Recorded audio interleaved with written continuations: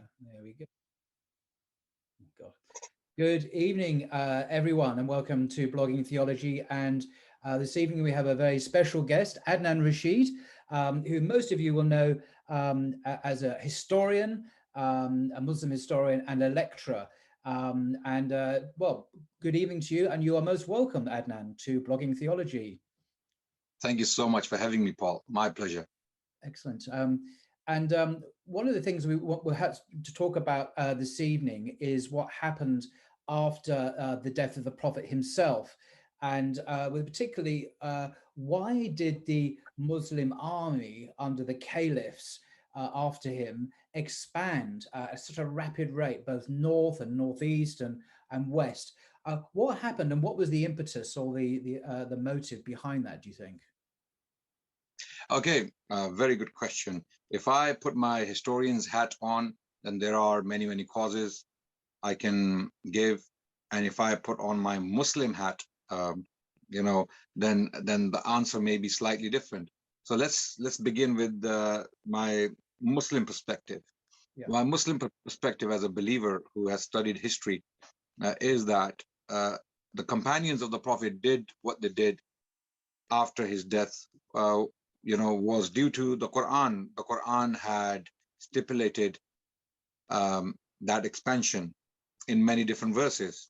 Right. That expansion was simply looking at the Muslim perspective to make this world a better place. Okay. Firstly, we are told in chapter 21, verse 107 of the Quran, that the Prophet was sent as a mercy for the worlds. Right. Okay.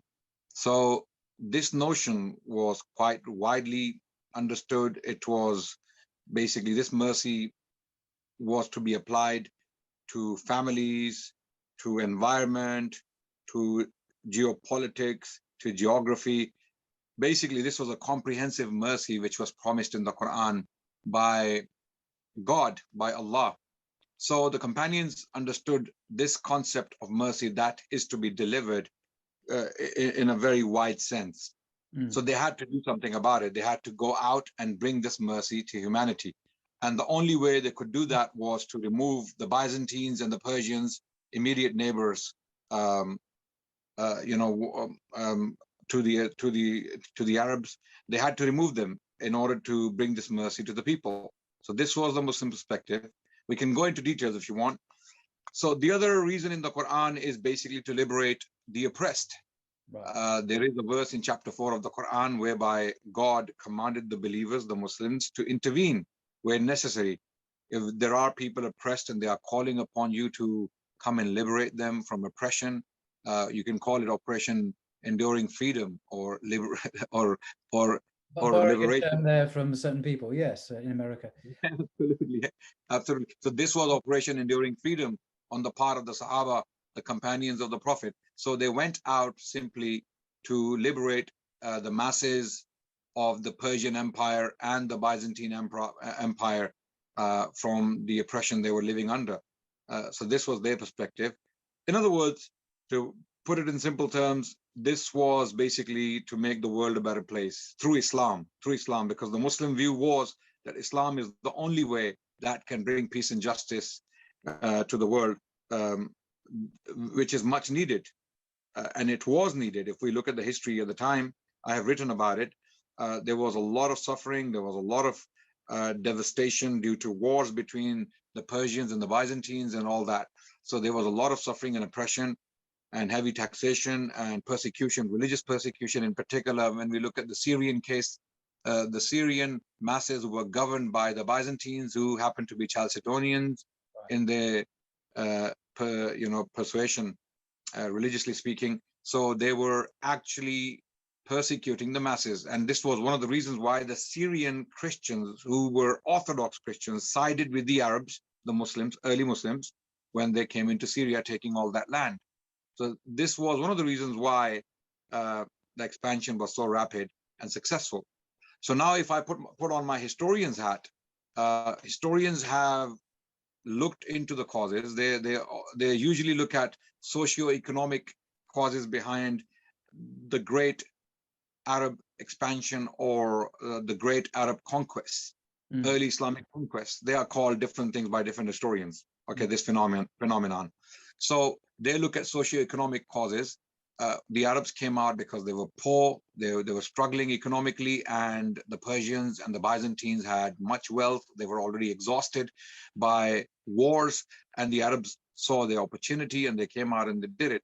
Having said that, many historians are still not clear as to how the Arabs were simultaneously able to defeat two of the greatest empires around at the time.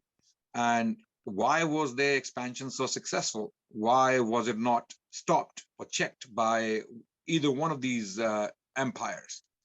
This question confuses, or actually, intrigues a lot of historians. To this day, they have, they have still not decided as to what caused the rapid expansion. The expansion did take place. They do try to explain it using a number of different methods and causes, but they still don't know, or they're not sure as to why it was so rapid. For example, Carol Hillenbrand is a historian. She has said much ink has been spilt on this phenomenon, but hardly any firm conclusions have been drawn as to why this expansion was so rapid and so successful, even though the Arabs were not equipped with any special weapons against these empires. Right. Similar things have been said by Lawrence I. Conrad, a historian of early Islam, and Andrew Louth, who has also written on early Islam. So many historians have expressed their astonishment as to the speed of this expansion. So from a secular Western historian's point of view, ignoring the spiritual, the providential, the nature of what's happened, they're looking for material causes. And you have these two colossal superpowers that are striding, the world. And you have the Byzantines, who are the Christians, basically, in the what was now be the East, the Middle East. And then you had the Persian Empire, the Sasanians, who are, well, the Zoroastrians, I think, weren't they? Or correct. Yes, Zoroastrians. And these superpowers, of course, had been at war for some time, so they were weakened to some extent. But nevertheless, the Muslim army is like a hot knife through butter, going straight in, and with it, you touched on this briefly. This extraordinary point that there were many Christians under, say, the Byzantine rule who were heretics. Who were not, of the right Chalcedonian views about the nature of Jesus. This is all to do with, the person of Jesus. Was he one nature? Were they monophysites, or was he two natures in one person? The Chalcedonian thing, was he God? This is a really arcane, obscure theological debate. But nevertheless, whole peoples were persecuted over this. And so the Muslim armies went in, and how did they treat the Christians and the Jews as well? I want to touch on the Jews residing in those lands, because we have a view in the West, and it's almost common sense that, of course, the Muslims went in and they spread Islam with the sword, and they forced the Christians and the Jews to convert to Islam. And that's how, well, look at the Middle East today, look at Egypt, look at Syria, look at Jordan. These are Muslim countries. Everyone was forced to convert. But actually, there's a different story. The true story is quite different, isn't it, Adnan?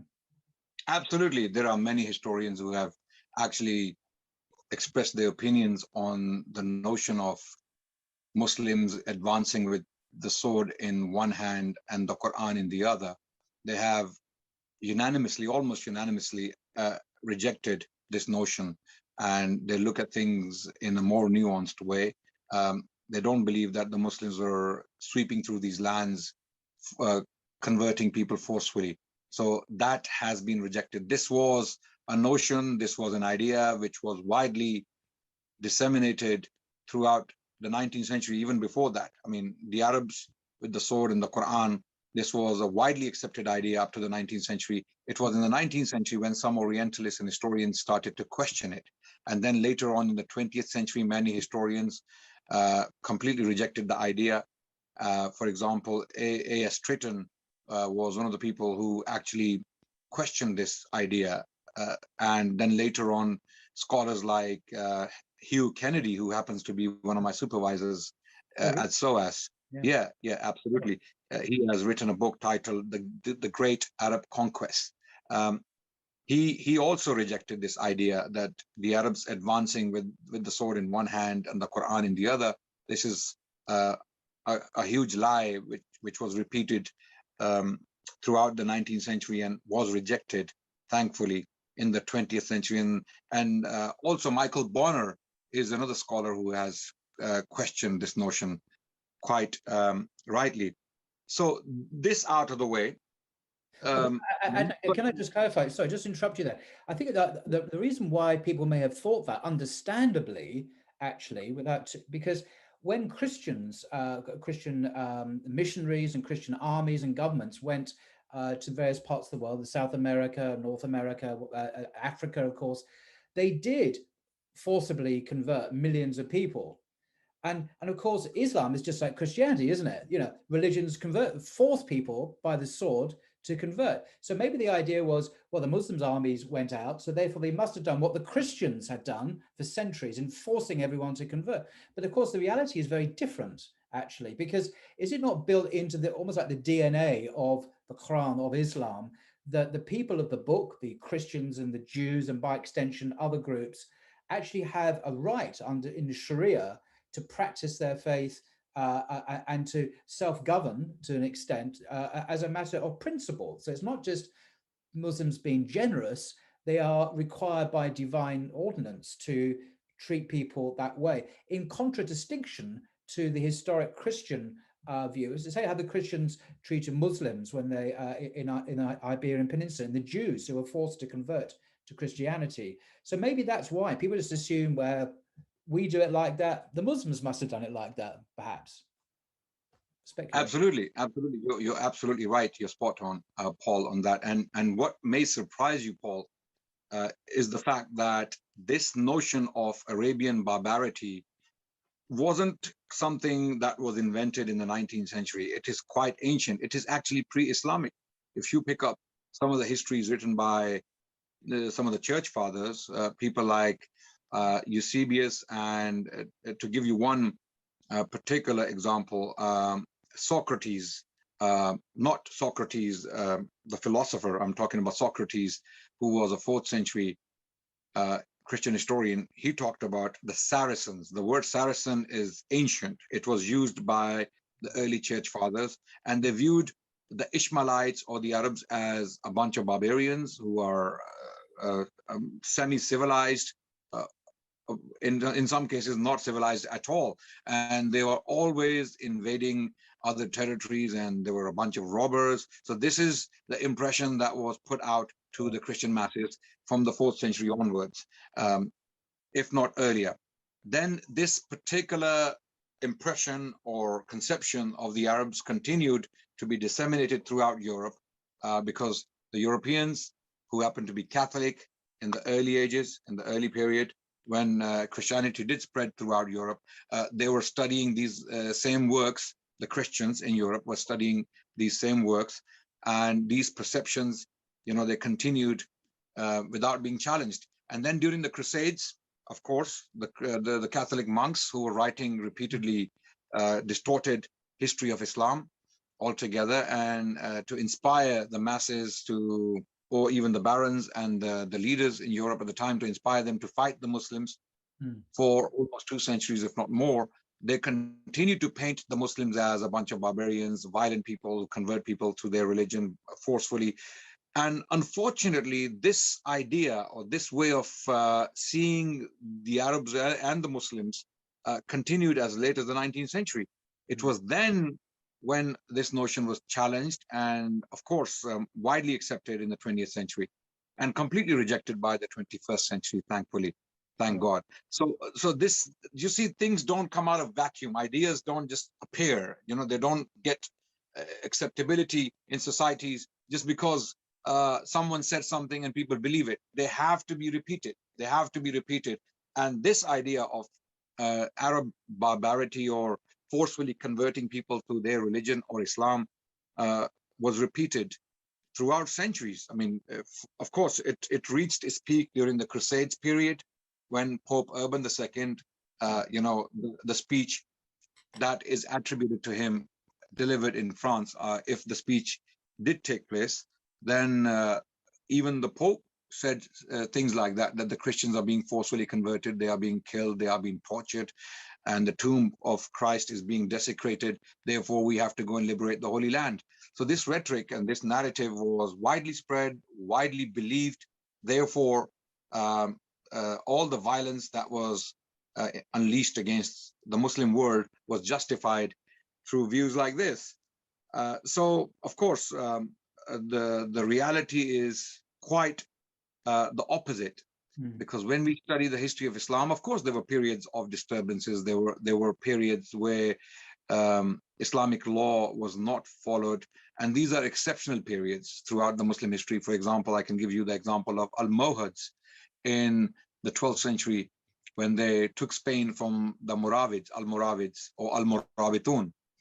They forced some people to accept Islam. Maimonides, the famous Jewish theologian, was one of them.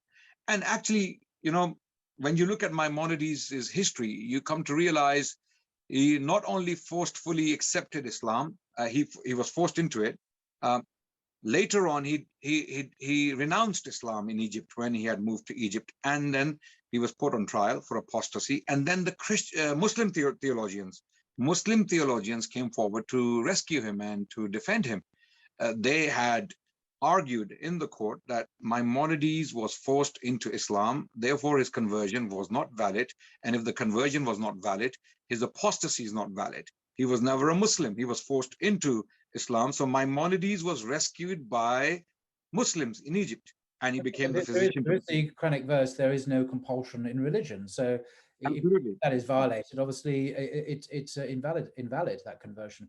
Well, what about sorry, come on. These examples are very, very limited. There was a period of persecution in the 10th century when Mad Caliph al-Hakim, who was a Fatimid caliph, he had done similar things. So these are very, very, how can I put it, limited incidents in Islamic history. But if you look at the wider picture, from Al-Andalus, from Spain to China, where Muslims governed for a very, very long time, forced conversion is not found. It doesn't represent the history of Islam or Muslims. In fact, as you rightly pointed out, that there is a verse in the Quran, chapter 2, verse 256, that clearly states that converting people forcefully is absolutely, utterly forbidden. La ikraha fid din. There is no compulsion in religion, because truth stands clear from falsehood. Let people decide themselves. Let them see the Quran and let them see Islam. And if they want to convert, let them convert. If they don't want to convert, don't ever force them. This was the behavior throughout the Muslim history. I've heard some people say, "Oh, well, this verse is just a very early Meccan verse when Muhammad was powerless." And of course, he'd say to people, "We're not going to force you." But when he became, the ruler of Medina, the caliph or whatever word, at that point, things changed. But of course, the facts are very different, because when was that verse revealed? Was it not in Medina, precisely after he had escaped to that city and was the ruler there? Then that verse was revealed, not in the early, but in the later era. Is that not the case? Correct. If you look at the tafsir, the details, or the reasons for revelation for this particular verse, you come to realize that this verse was revealed about the Jewish people of Medina. Some Arabs had left their children with the Jewish people for them to be educated, and these children had accepted Judaism because they were inspired or influenced by the Jewish people of Medina. So these Arabs, when they accepted Islam, the Arabs of Medina, after the Prophet had arrived in Medina, they approached the Prophet asking him, "Shall we convert our children forcefully?" And the Prophet didn't give an answer straight away. This verse was revealed soon after as a response to their question. And the verse is very categorical, that leave them. If they convert to Islam willingly, then it is accepted. But you cannot force people to convert to Islam. So this is the context. This is the reason for revelation for this particular verse. So those people who argue that it is a Meccan idea, when Muslims were weak and when Muslims became powerful, their attitude changed. No, attitude did not change. Rather, if you look at the later history of the Muslims, you will see that Muslims signed treaties with Christians they had already conquered. In some cases, with the Jewish people as well. Muslims had already conquered lands, and then treaties were signed. And these treaties basically offered freedom to Christians, freedom to worship, freedom to keep their places of worship, freedom to keep their bishops, freedom to keep their religion and their property.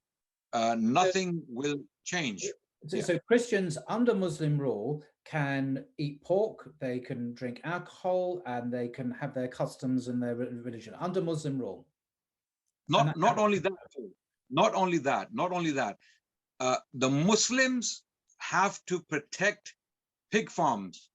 If Christians are farming pigs and someone is disturbing them, or someone's threatening Christians for doing so, Muslim state has a responsibility by the law of Islam to protect pig farms. They would send Muslims to, I mean, ideally, I'm talking about an idealistic state, if it ever exists. Muslim state would have to, and if Christians are producing wine for themselves, not for selling to Muslims, no. Then even that wine factory, if they are producing, because they're paying jizya, they're paying a tax for their protection, for their well-being, and it's state's responsibility to protect their interest, to protect their religion, to protect their places of worship, and protect their honor and their property. So by that virtue. Yeah, but this is a very good point, going into the question of what is jizya and how that relates to zakat, whatever that may be. And because in the West, of course, jizya is seen as a, I don't know, an unjust imposition of some terrible financial penalty for simply being Christian. I had this conversation an hour ago with a young guy, I would say who he is, but he's in a French school here. And that's what he understood jizya was, actually. It was a punishment for Christians and Jews, a financial penalty. That's what he said. Now, this guy is being taught in French schools as we speak, and he's got that idea in his head. Anyway, that's a different subject. But what is the truth about jizya? What's the real deal about it? Jizya is a tax which the non-Muslims pay living within the domain of Islam. And Muslims also pay a tax, but it is not called jizya. It is called zakat, which is compulsory tax for the Muslims. Muslims must pay 2.5% of their savings to the state for the state to distribute that money among the poor. With regards to jizya, jizya is a fixed amount. It varies between 1 gold coin weighing 4 grams of gold to 4 gold coins. So a gold coin, looking at the Islamic history, would be called dinar. A dinar was about 4 grams of gold, which is in current value, it would be something like maybe 200 pounds, something like 200 pounds in current value. So a rich Jew or Christian or a Zoroastrian would pay about 200 pounds a year towards the state for basically, as a citizen, he would contribute that towards the state as a citizen. And in return, the state takes full responsibility for protecting his rights, for protecting his life, his family, as we have already highlighted. So the amount varies between 1 to 4 dinars. It cannot exceed that, Islamically speaking, although some rulers may have exceeded the amount. And this extra amount cannot be Islamic. It cannot be regarded Islamic, even by the scholars of Islam. So there is a limited amount. So the middle class Jews and Christians, they would pay something like 24 silver coins. And people who are doing hard labor, they would be paying 12 silver coins a year, which is like 12 pounds, equivalent to 12 pounds a year, right? So those people who claim that jizya was extortionate, jizya was astronomical, jizya broke backs of the non-Muslims, these are all, again, misconceptions spread throughout centuries, and they still survive, unfortunately. But if anyone was to study jizya carefully, idealistically speaking, Islamically speaking, jizya cannot exceed more than 4 gold coins per year for the rich. And that's where it is capped.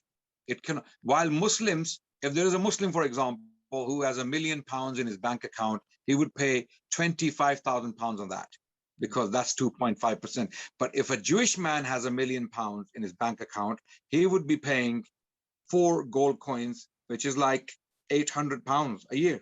That's it. No one, Islamically, legally speaking, can ask him to pay extra, and the Jewish man can go to the Muslim court and complain if he's asked to give extra. And this has happened, Islamically speaking, in history. In fact, there is a famous case when people went to complain to scholars because of heavy taxation on the part of the Muslim rulers. This happened in Syria during the Mongol invasions, when Sultan Baybars had imposed heavy taxation on the Muslims and the non-Muslims to defend against the Mongols. Although he had valid reasons to raise taxation, Izz bin Abdul Salam was a scholar alive in Egypt at the time. He gave a fatwa to undo the decree of the ruler. So the rulers must abide by the law of Islam, and if they are breaking the law using power and influence, then they are doing wrong. Ideally, Islamic law doesn't allow more than what is stipulated in the law. Okay. To the last discussion, if we may, is the Islamic conquest of what some people call the Iberian Peninsula, which is just a fancy way of talking about today, is Spain and Portugal. And I mean, I've heard, I don't know if it's true or not, that the invasion itself, the general who actually led the invasion, was not authorized to do so by the caliph in, I don't know if he's in Baghdad or Mecca, I can't remember. But nevertheless, he went in. Some people say that the Jews in the Iberian Peninsula helped the Muslims to enter into that land for their own reasons. But nevertheless, the civilization that grew out of that invasion in the coming centuries, an Islamic civilization with Jews and Christians, was one of the jewels of human history in terms of its culture, its literature, its philosophy, its in many ways, and it lasted many, many centuries until it was crushed by the Catholics, who then did various terrible things to the Jews and the Muslims. But coming back to that initial point, is it true that the initial invasion was not authorized by the caliph? You see, generals at that time, when early Islamic conquest was still taking place during the Umayyad period, generals had, they were semi-autonomous. Right. They had certain discretions for them to decide. For example, if they wanted to invade a territory which appeared to be open to Muslims, or if the people were inviting the Muslims to come in and liberate them, like what happened in the case of the Iberian Peninsula, Spain and Portugal, then generals could do it without asking for permission. Right. But any major campaign, of course, any major campaign had to be sanctioned by the caliph. But in this case, what seems to have happened is that the Jewish people of Spain were heavily oppressed, and Jewish historians have testified to that. For example, one particular historian, Zion Zohar, who wrote a book titled History of Sephardic and Mizrahi Jewry. Sephardic Jews were Spanish Jews predominantly. Of course, they also lived in other parts of the Middle East and North Africa. But when we say Sephardic Jews, we are talking specifically of mainly Spanish Jewry. And Portuguese as well, perhaps. Portuguese as well, of course. When we say Spanish, we mean, of course, this is why scholars use the term Iberian Peninsula to include Portugal and possibly parts of southern France, and Spain, current day Spain, right? So the Jewish people were heavily oppressed. In fact, there was a council that took place in the year 633 CE in the city of Toledo. Spain by now, or the Iberian Peninsula by now, was Catholic, while previously it was Arian or Donatist. The Vandals and the Goths did not actually follow Catholicism. They were Unitarians in some form. And then later on, some kings converted to Catholicism.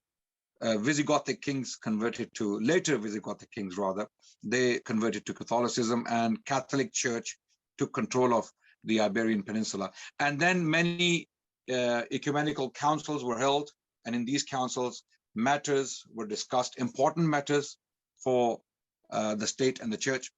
So in 633, Fourth Council of Toledo was held.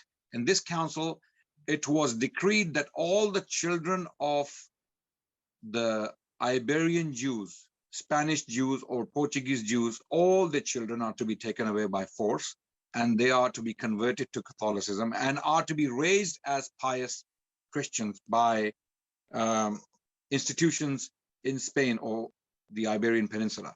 So this is a year after the Prophet died. Prophet died in 632 CE.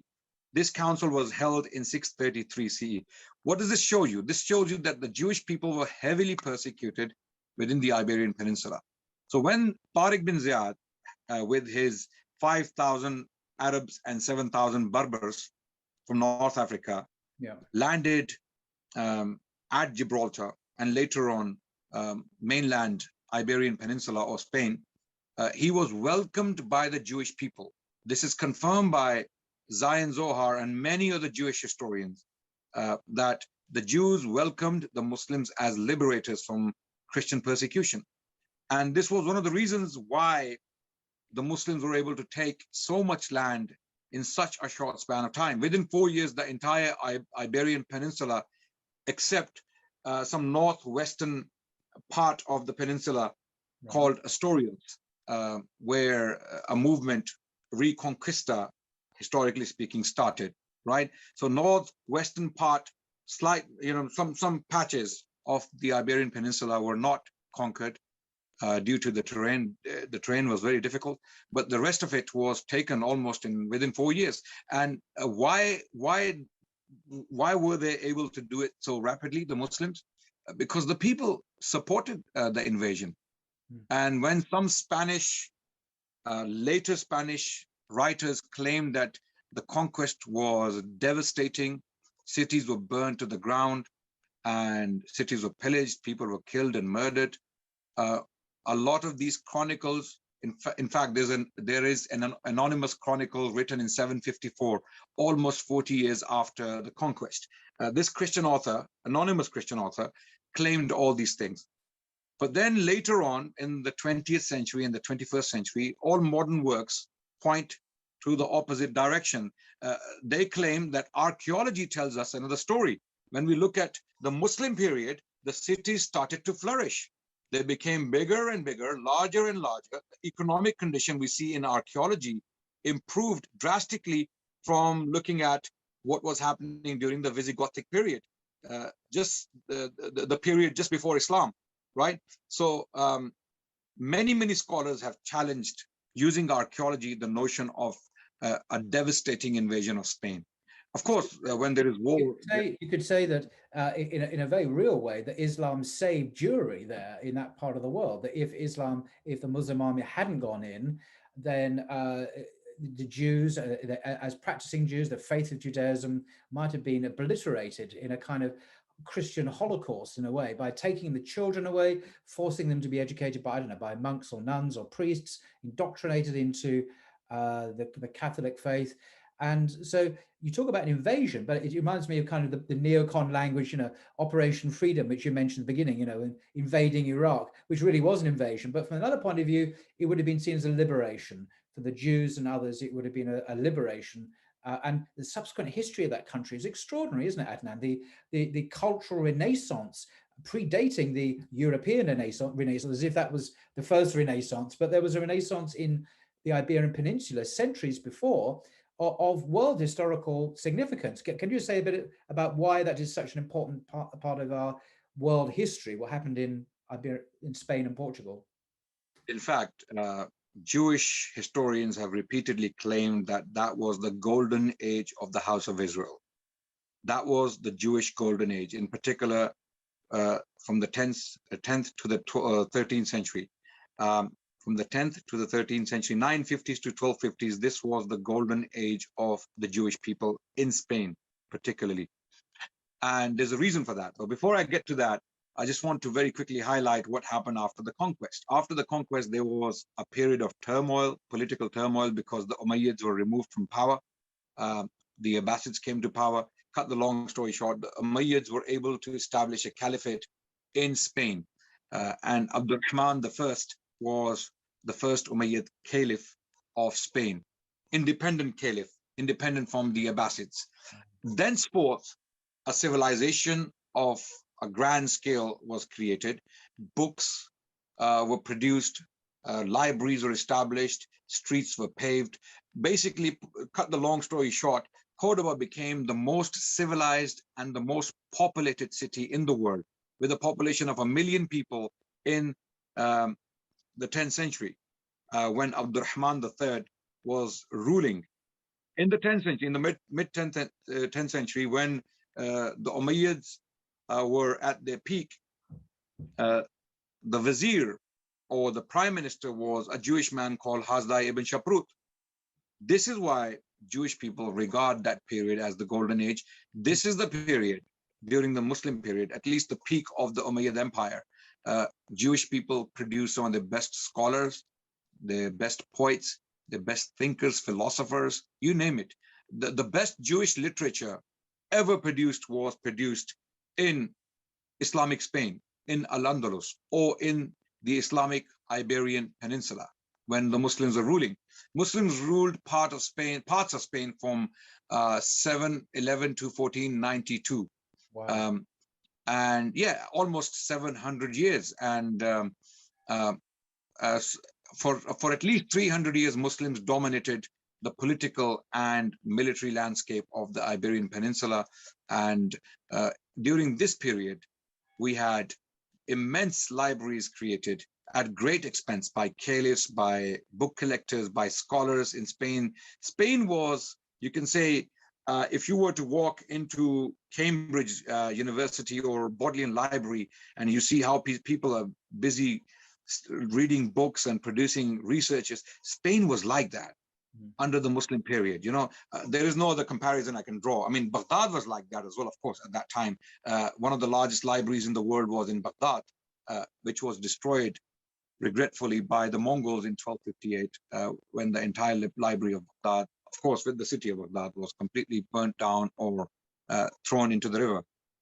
So, when the reconquest, the so-called reconquest, the Catholic armies, the Christian armies, perhaps due to disunity and division within the Islamic State, when that completed, Isabella and Ferdinand, I forget the name, Ferdinand, the king and the queen at that time, who were revered, I think, possibly as saints in the Catholic Church.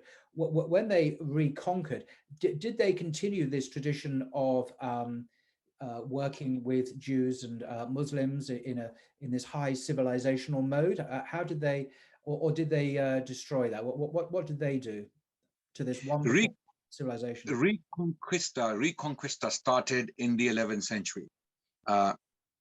You can say by the mid 11th century, Reconquista had already started, and it took another, let's say, 450 years for the Christians to take the rest of the Iberian Peninsula from Muslims. It wasn't sudden, it wasn't absolute. It took a while for the Catholics to take back the land from the Muslims. So initially, cities like Toledo, where Muslims had created a large, giant library. In fact, there were many libraries in the city of Toledo. City of Barbastro was taken in 1066. City of Toledo was taken in 1085. And then later on, fast forward in the 13th century, many more cities were taken. There was a battle in 1204 between the Almohads and Spanish kings, a coalition of Spanish kings who came from the north. That battle was lost, and as a result, many cities like Seville, Valencia, and Cordoba eventually, all three cities were lost within the 13th century. And what remained was the Nasrid dynasty in southern Spain, called Granada or Granata in the Arabic language. That remained, and then that dynasty survived for another 250 years. Initially, kings that came from the north taking all that territory. They were completely blown away by the civilization of Islam and Muslims in cities like Valencia, Seville, and Cordoba. They were completely blown away, and they were completely immersed within that civilization. And they, in fact, copied a lot of ideals and ideas at that time. They maintained tolerance initially. They followed the Muslim model. They had realized that one of the reasons why Islamic civilization in Spain was so successful was because of the coexistence Muslims had mastered. And that period is referred to by Spanish Arabists as La Convivencia or the Convivencia. Convivencia means coexistence, if we were to translate it into English. So that period is known as the period of coexistence, and the Christian monarchs initially followed that tradition. In fact, many of them adopted Muslim culture. They started to bathe, they started to dress like Muslims, they started to inscribe Arabic formulas inside their palaces. They started to use the decoration of the Muslims in the palace.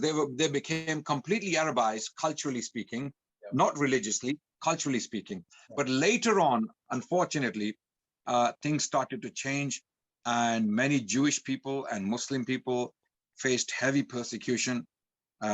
And by the 15th century and the 16th century, things had changed completely. It was in the 15th century, 1492 to be precise, a coalition of two states, Aragon and Castile, they invaded the last stronghold of Muslims in the Iberian Peninsula, and they took the state or the city of Granada after a long siege.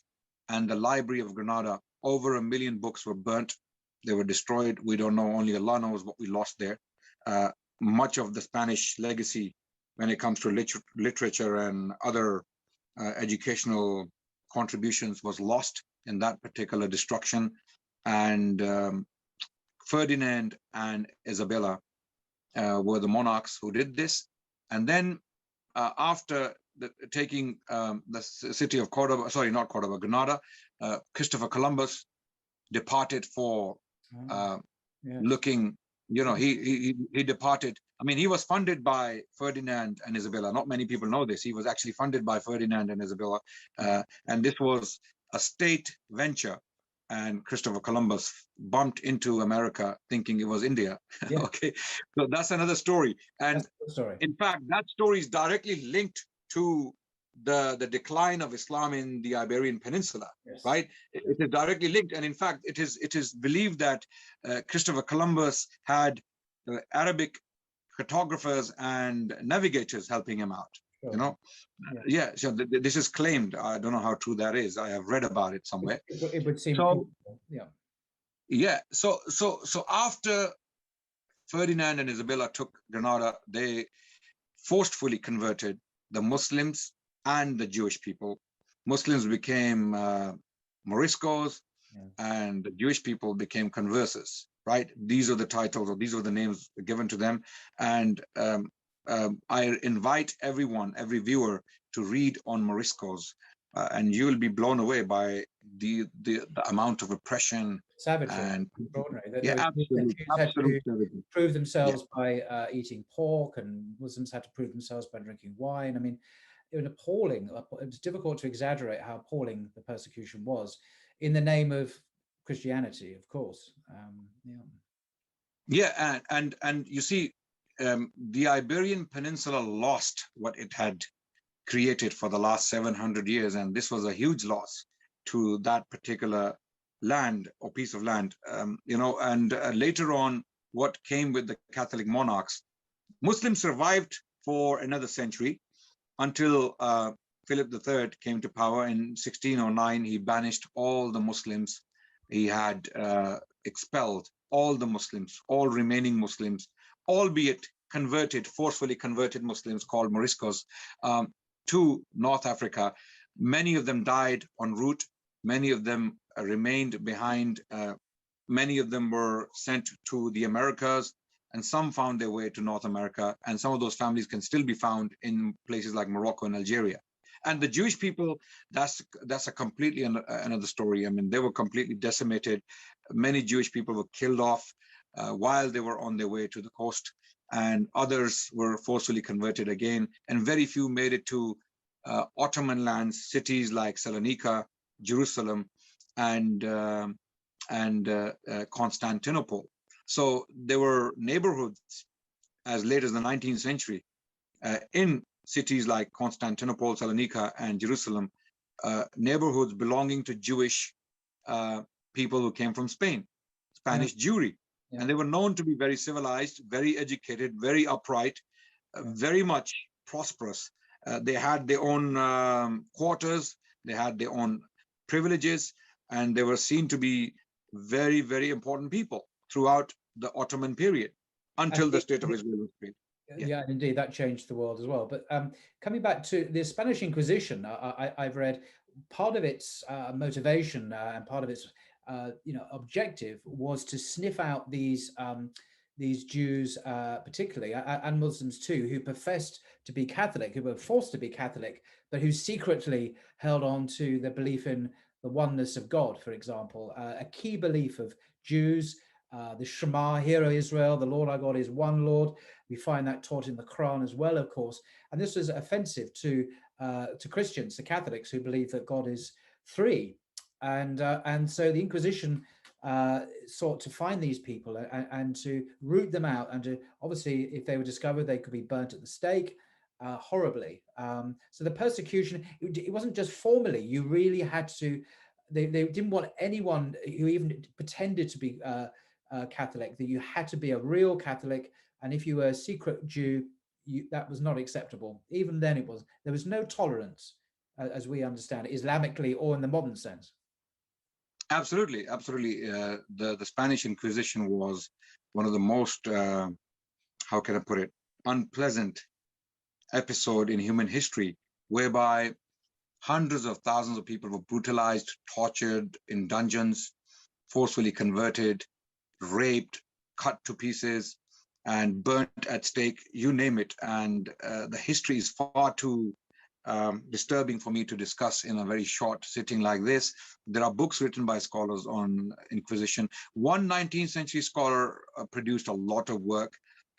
His works, I mean, they haven't been entirely outdated, but there is a lot of information he collected. Henry Charles Lee. Lee is spelled with L-E-A. Henry Charles Lee has written not only a book on Moriscos, but he also wrote on the Spanish Inquisition extensively. And his books are very, very important. Also, if people want to read some modern works on Moriscos and what they went through, Moriscos were basically converted Muslims. Muslims who were forcefully converted to Islam, and they were in hundreds of thousands. People think there were a few thousand. No, they were in hundreds of thousands, and they were seen as a threat. In fact, some of the Catholic advisors to kings at that time, in particular, King Philip III, who decided to banish them, Catholics were worried about the growing population of the Muslims in the Iberian Peninsula or in Spain at that time. And some advisors thought that the Muslims will outnumber the Christians in Spain if they were not banished or stopped, right? The same fears that are being used today in Europe, demographic fears, where people are talking about increasing influence of Islam and increasing population. Palestinians, of course, the increasing numbers of Palestinians, Arabs in what is called Israel is also a concern for Israelis. And just mentioning Israel there, but without going into all of that, but the history that you're describing are one of great tolerance and inclusiveness of Jewish populations, culture. The practice of the Torah is respected and permitted for many, many centuries. Gives the lie to the idea that Islam is anti-Jewish or anti-Judaism. No, it allows, formally, it has to, by command, it has to allow these groups to exist and flourish. And it's only with the, I would think, and the establishment of Zionist entity called Israel in Palestine, that suddenly this whole thing became very poisoned, very toxic. Relations were destroyed between Jews and Muslims. And this was a new thing, was it not, Adnan? A new thing in Muslim history. This wasn't like going back to, I don't know, the medieval period of Jewish-Muslim relations. This was an innovation, a bid'ah, if you like, in those relationships. And it's only almost in our lifetimes that we've seen this incredibly toxic, conflicted relationship between Jews and Christians. But it's to do with the political establishment of a Zionist structure on Muslim lands, the land of Palestine, of course. Absolutely. You see, Muslims and Jews coexisted for almost 1,300 years. And it wouldn't be wrong to say that the Jews survived extinction due to the Muslim protection. This is not an exaggeration. Historically speaking, Jewish historians have confirmed this. Jacob Lasner is an American Jewish historian who has written a very, very good book on the Jewish experience under Islam. In fact, even some of the Zionist historians who are evidently hostile to Islam and things Islamic have confirmed this. People like Bernard Lewis, he wrote in his books that Muslims were treated far better than they were in Christian lands. Muslims are treated under Muslims far better than they were in Christian lands. This is Bernard Lewis speaking, who was seen as an authority in the history. Bernard Lewis was a Jew himself, speaking about his own people and how they were treated in centuries past, much, much better than Jews were treated in the Christian world, in Christendom. Absolutely, absolutely. And there are many, many more Jewish historians who have paid lavish tributes to the Muslim civilization and the protection the Jewish people received in general. In fact, some scholars even claim that the majority of the Jewish population in the world for over 1,000 years lived within the domains of Islam. So if Islam or the Muslim civilization had any anti-Semitic policy, it would have reflected in our history. It would have been evident in our history, which is not the case. What we do see is that the Jewish people flourishing throughout the Muslim civilization from Spain to China. In fact, there are periods when the Jewish people became highly successful in business, in producing literature, in educating people, in occupations like medicine, for example. Some of the top physicians in the Muslim world were Jewish. Some of the top authors and poets were Jewish. Okay, some of the advisors to Muslim sultans were Jewish, military advisors. Okay, so the Jewish people, they flourished, they enjoyed their life under the House of Islam. In fact, one of the Jewish scholars called Amnon Cohen has produced a 2-volume work titled A Word from Within, and he studied the court records of the city of Jerusalem from the year 1500 to 1570. This was the Ottoman period when Sultan Suleiman, the Ottoman Sultan, was ruling this territory. During the Ottoman period, Amnon Cohen argues that the Jewish people were filing cases within the Islamic court. They were coming to the Muslim court, even though they had Beth Dins, their own rabbinic courts within the city of Jerusalem, whereby they had the autonomy to govern their own societies with their own law. They were applying with the Islamic court to get justice. And this was happening because they would get justice quicker within the Islamic court than they would within their own courts. And in his conclusion, he states that the Jewish people had nothing to complain about throughout this period. So from 1500 to 1570, what he has seen in this period is prosperity, coexistence, tolerance for the Jewish people, even freedom to apply within the Muslim courts. You know, they could come to the Muslim courts and apply for justice. And cases varied from provisions when there is a dispute between husband and wife, and the husband refuses to provide for the family. Jewish women were applying with the Muslim courts for justice, and justice was given. It was delivered. So Amnon Cohen, having studied these records, he concluded that the Jewish people were very prosperous, very happy, and they had nothing to complain about living under the Ottoman sultans. So something, I'm not going to go into the Palestinian-Israeli conflict here because it's a totally different subject, but absolutely, clearly something catastrophic happened in the history of Islam in 1,300 years to change all this so dramatically and seemingly finally. Some of it happened in the 20th century, of course. And we're not going to go into that. People know what it's about. So, but I just wanted to stress this because of how totally uncharacteristic. This there is anti-Semitism amongst Muslims. I've seen it.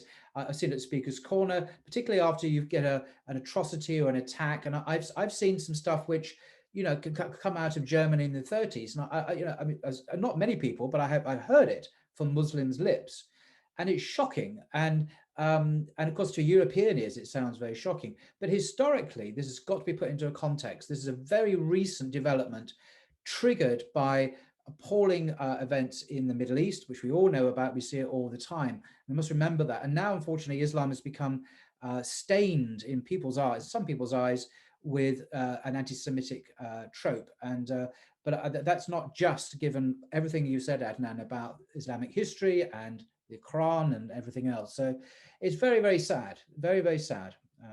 That's all I can say. Absolutely. And what you need to think about is that hostility comes from both sides. There are Zionist propagandists who are claiming a very bad experience of the Jewish people with Islam and Muslims. And on the other hand, there are anti-Semitic Muslims who are making statements that are outrightly anti-Jewish. And both of these realities do not reflect, are not reflected in the history of Islam. Both of these realities, the Muslim anti-Semitism is something new. Where it does exist, it is something new. And Zionist hostility or basically distortion of Muslim history is also something new. Dean Philip Bell, who is a historian of the Jewish people, also wrote in his book, I forgot the title of his book, he wrote that the Jewish Golden Age, the notion of the Jewish Golden Age under Islam was never really questioned until the State of Israel was created. Oh. It was only then when the notion of the Jewish Golden Age under Islam was questioned by Zionist propagandists and historians, right? So this phenomenon, the Muslim anti-Semitism, albeit in a very minor segment of the Muslim community, is something new. This is entirely caused by the recent unfortunate events in Israel. And since the creation of the State of Israel, this relationship between the Jewish people and the Muslim civilization in general has become bitter. And there are many, many ill feelings, unfortunately, caused by this extremist ideology, which was forged by the Jewish anti-Semitism, anti-Semitism against Jewish people in the 19th century. So unfortunately, for some reason, the Palestinians were punished for European anti-Semitism. This is another, And there's a nasty twist now, this is going off the subject a bit, but where anti-Semitism, real anti-Semitism is, in Britain anyway, is deliberately conflated with being pro-Palestinian and anti-Zionist. So it's becoming very difficult now to speak publicly of criticizing the politics of the State of Israel as a state without being accused of this heinous sin of anti-Semitism. So effectively, there is a shutting down of freedom of speech to speak out in terms of justice for an oppressed group. Oppressed groups on all sides, particularly the Palestinians. So it's getting worse. The screws are turning. Now to even say these things has been labeled as anti-Semitism, which is a great sin in the eyes in the West, and actually criminalized. And you can be censored, lose your job.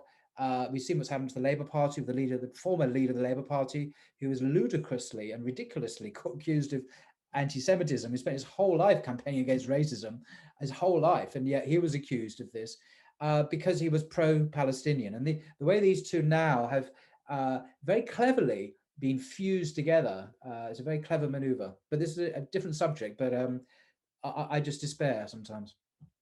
Absolutely. And there are two things people need to remember from Islam when it comes to dealing with non-Muslims in general, not only the Jewish people. This is a general verse in the Quran in chapter 60, verse 8, where God Almighty stated that God does not forbid you from being kind to those who do not fight you for your religion and do not drive you out of your homes. Be just, be kind to them. So this is chapter 60, verse 8, where there is a general rule when it comes to dealing with non-Muslims. Those who do not fight you, do not drive you out, do not brutalize you, do not kill you, do not persecute you, you are to be kind to them. This is a general rule stipulated within the Quran. also when it comes to the Jewish people in particular, Prophet Muhammad sallallahu alaihi wasallam, when he had a treaty with the Jewish people of Medina, one of the clauses in the treaty, actually the conclusion of the treaty, states that the Muslims are to extend a sympathetic treatment towards the Jewish people. Okay, this is clearly stipulated in the Treaty of Medina, which was documented, or which was basically put down. We still have this treaty, don't we? It's extant. Absolutely. We can, absolutely. People can. I've read this. I know Wikipedia is a dodgy source sometimes, but I have read an article on Wikipedia on the Treaty of Medina, or the Constitution of Medina, as it's called, also, and people can read this for themselves, and many other extraordinarily modern, in a way, protections for religious freedom and the rights of people who are not Muslims in this nascent state in Medina. It's quite extraordinary, I think.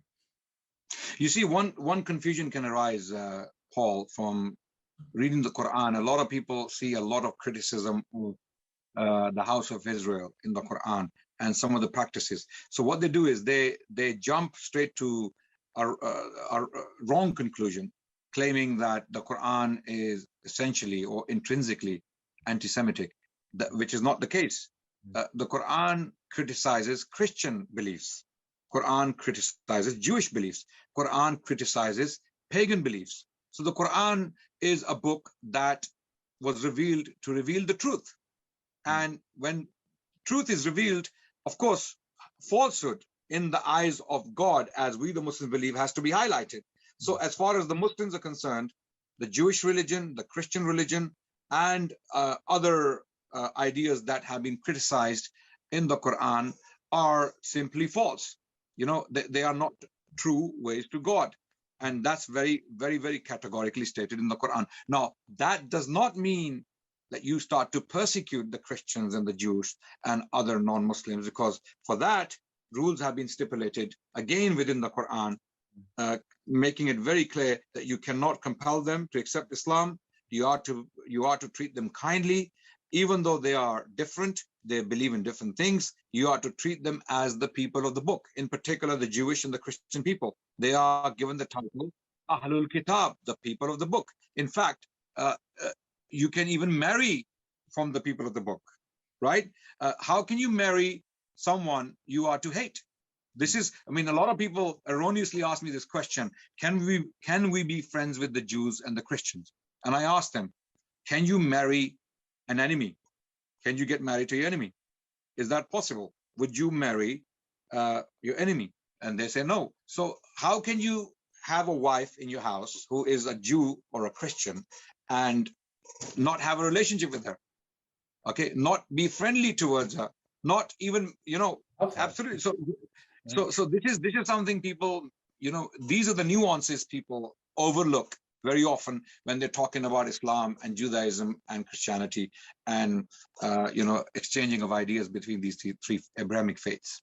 What I find interesting, this is going off a subject, and I won't pursue this subject because we're perhaps drawing to a close now, but is when I read the New Testament, let alone the Old Testament, that there is no sense in the New Testament documents, were never designed to address these questions anyway, of, well, how do we coexist in an ongoing society? How do we relate to non-Christians? So what rights do they have, or responsibilities, and so on? This doesn't exist in the New Testament at all. Now, my own view is it's because many of the authors thought the world was going to end pretty short, quickly. Paul certainly did in various letters. The end's coming, basically. So you're not going to be thinking in terms of how do we build a just society where people's responsibilities and rights are acknowledged.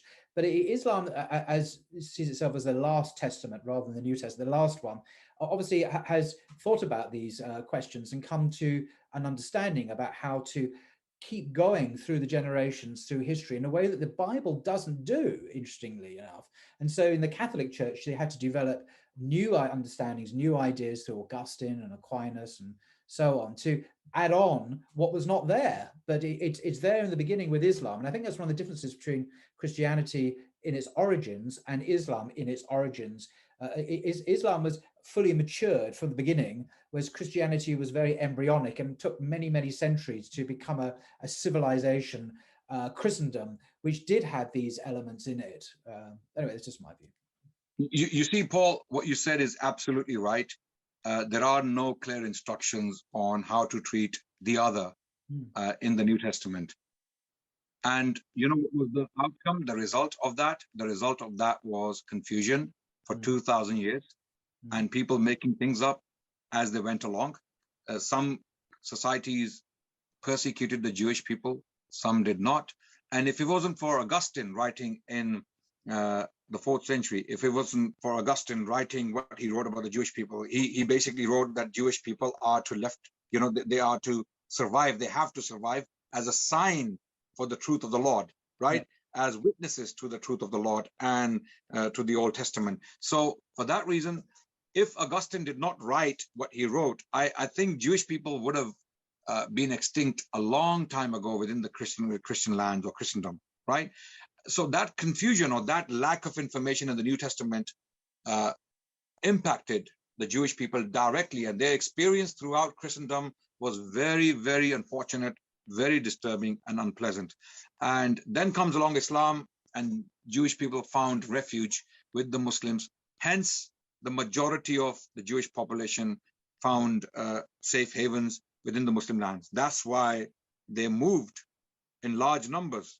The diaspora, the Jewish diaspora, only continued because of Muslim protection. Otherwise, there would be no Jewish diaspora post 6th, 7th century. I don't think so. Right? In my home in London, in Maida Vale, in Westminster, I'm not there now, but in Maida Vale, there's a Sephardic synagogue explicitly says for Portuguese and Spanish Jews, and it's been there for a very long time. But the very existence of that small and very influential community in that part of London is a direct tribute to the way that they were welcomed and given space to exist and flourish in the Islamic world, which they didn't have in England. Obviously, I forget which king it was, but King John II or something, he expelled the Jews from England.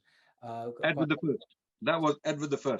Edward I, beg your pardon. And it was only many centuries later under Cromwell. Anyway, that's a different story. But so it impacts even Maida Vale in London. This historical reality you speak of. It might be an idea to draw it to. I mean, I could carry on for hours, but we don't want to tire everyone and Adnan out. But perhaps good idea to draw it to a close. And maybe Adnan, if you in the future you were to come back and discuss this further, you'd be most welcome. But can I just thank you, Adnan, for your gracious time answering these questions and really explaining in a very clear way, which is what I wanted to hear, the real history of Islam, as opposed to the false history, which even my friend across the road here in France is still learning, it seems, in French schools, at least in this part of France, about Islam going out with the sword and forcing people to convert. I mean, goodness knows what's going on here in France. Is there anything you want to say in conclusion, Adnan, before we close? I would like to thank you for inviting me to address these important questions, very, very important questions. I don't think we have addressed these questions in such detail before. Of course, there are far more details you can find in books we have mentioned, and there are many, many more books. Perhaps we can put up a list later on at another stage, inshallah, and provide reading lists for our listeners and viewers. Excellent. So that they can read more on these topics. So other than that, thank you so much for your time, for your invitation. I am honored to be on your blog, and I look forward to another one of these. Thank you. Well, that's great. And as I say, that's a great idea, Adnan, at the end then about a reading list, actually, because I know a lot of viewers, myself included, are interested in pursuing this and going beyond the superficialities of social media into some actual scholarly research, which we can all do these days. We have access to these books. So that's great. Well, thank you again. Thank you very much, Adnan Rashid. And until next time, thank you. Thank you.